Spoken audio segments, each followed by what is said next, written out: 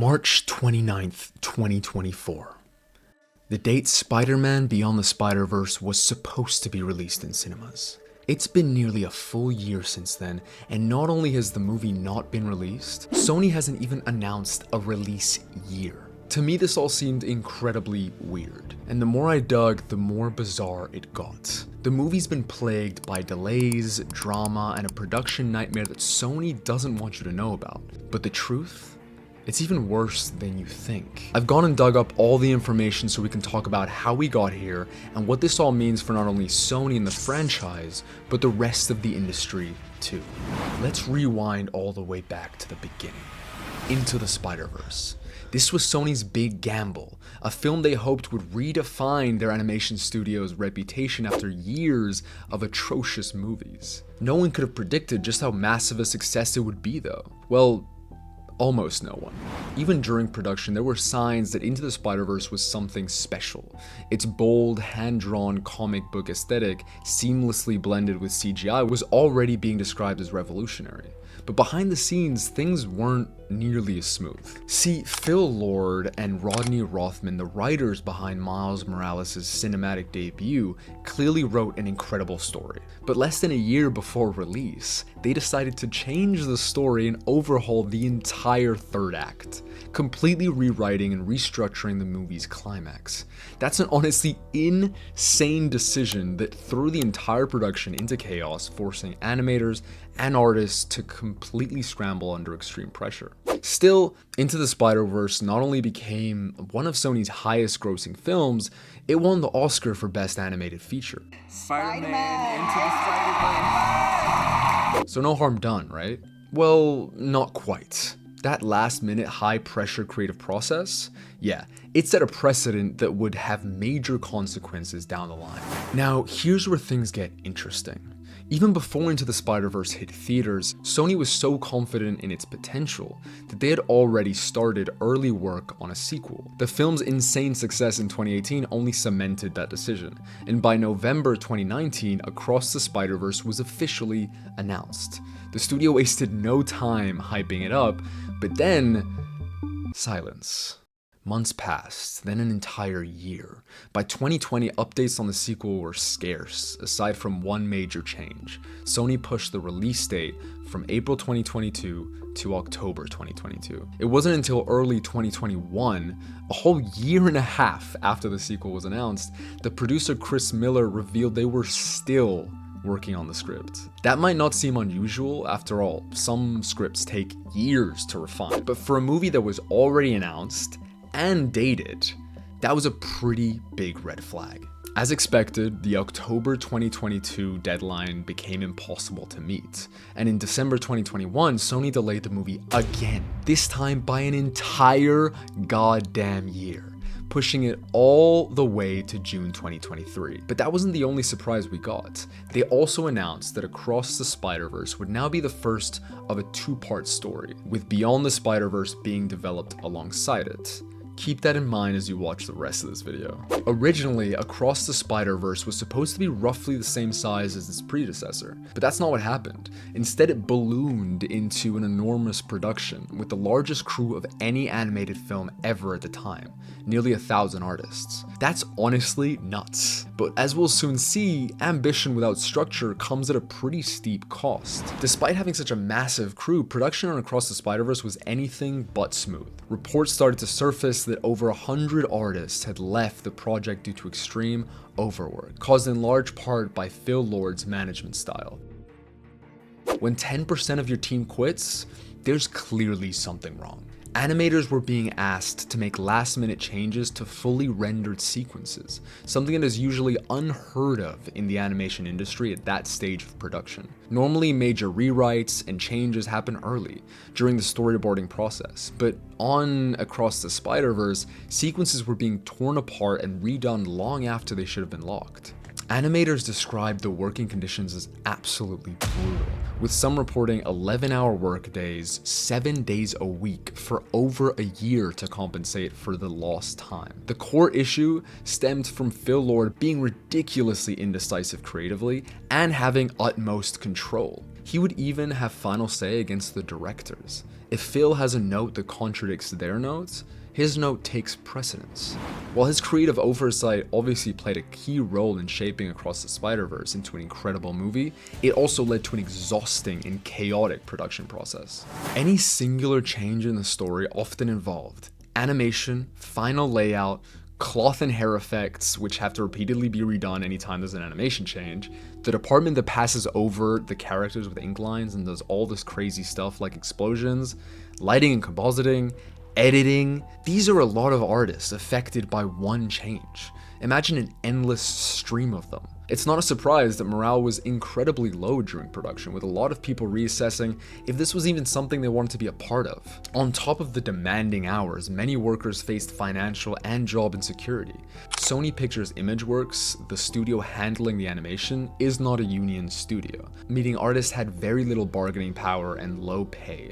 With the animators being underpaid, it forced many of them to rely on overtime pay just to make ends meet. Living in an expensive city like Vancouver made matters worse, with some struggling to cover costs despite working excessive hours. For international artists, the situation was even scarier. Many were working off visas and saw SPI as their best chance to stay in Canada, making it difficult to push back against the grueling conditions or leave the project. They were forced to endure long hours, low pay, and constant pressure just to maintain job security.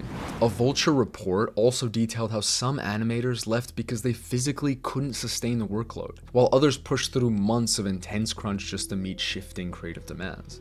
One artist described the experience as death by 1,000 paper cuts, with changes constantly undoing progress. Another stated that despite loving the final film, they would never work on a project with Phil Lord again.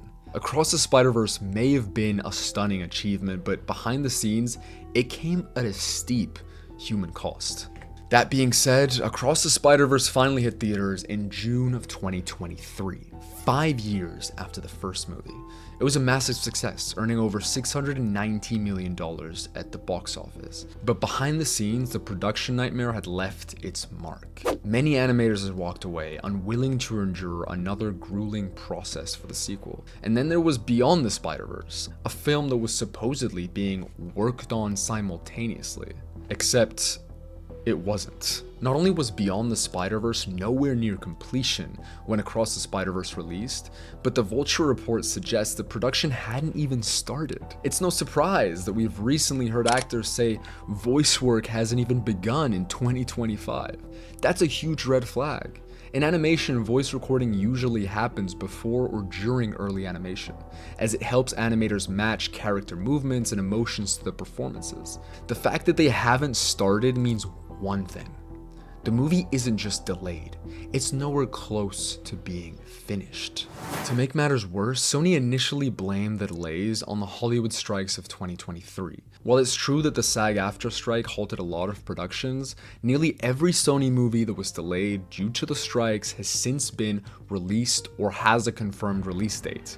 Beyond the Spider-Verse is the only exception. Not only does it not have a release date, it doesn't even have a confirmed release year. That makes absolutely no sense unless there are far bigger issues happening behind the scenes. And then there's the script. Rumors have circulated that Beyond the Spider-Verse's script was completely rewritten after Across the Spider-Verse released, though both composer Daniel Pemberton and producer Chris Miller have denied this. But even if it wasn't fully rewritten, we know that Into the Spider-Verse went through massive rewrites just a year before release, so it really wouldn't be surprising or far-fetched if Beyond the Spider-Verse is facing similar last-minute overhauls.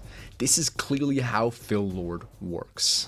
In early 2024, we got another bizarre update. Composer David hinted at a 2025 release, teasing that one of his songs would be in the movie. But then Karen Sony said in August 2024 that voice recording was starting in a few months. Fast forward to December and January, and like I said, we know recording hasn't even begun. How is it possible that months later they're still in the same place? And that someone that's part of the movie thought it would be released in 2025, even though Sony has confirmed that's not going to happen. This could all potentially mean animation hasn't even started yet, and if we compare this to past Spider-Verse films, Beyond the Spider-Verse is years away from completion. I mean, honestly, with the lack of updates and the fact that voice recording is only just starting, I really cannot see this movie being released before 2027 2027 or 2028. So what is actually going on here? The dark truth is that Phil Lord's control over these movies, while instrumental to their success, has also created a grueling work environment that pushes animators to their absolute breaking point. Artists are tired of being overworked, and Lord's frequent changes and revisions is likely the real reason Beyond the Spider-Verse is taking so goddamn long. Especially with how imperative it is to get this last movie absolutely perfect. Also, with the underpaid, overworked nature of this project, it's likely that a lot of people were turned off from working on it, which doesn't help in speeding up production. The fact that Sony is keeping everything so secretive only raises more questions. There hasn't been a single teaser, a single frame of footage, nothing.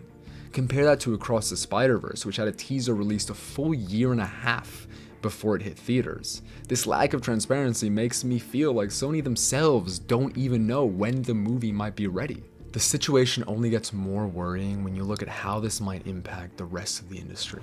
The Spider-Verse movies have been hailed as some of the most innovative animation films ever made, pushing the boundaries of what's possible in Western animation. But this level of artistry comes at a massive cost. One that's increasingly difficult to justify in an industry where animators are burning out faster than ever. These are the brutal realities of animation production, especially at major studios like Sony, where extreme overwork is usually treated as the norm. Sony's inability to provide a structured production pipeline combined with Lord's insane creative approach has created a work environment that is not even remotely sustainable. If this pattern continues, it raises serious questions about the future of animation as a whole. Will studios keep pushing for bigger, more ambitious projects at the expense of their workers, or will we finally see a shift in the industry where proper planning and fair labor practices take precedence over last-minute perfectionism? Does it even make sense to try to replicate this incredible animation style if it might take a studio 6, 7, 8, 9 years to produce it if they're not overworking animators? It starts to become hard to envision investing so much into these types of projects while keeping working conditions healthy. The animation industry is at a crossroads, and the outcome of Beyond the Spider-Verse's production could set a precedent for years to come. And what about the Spider-Verse franchise itself?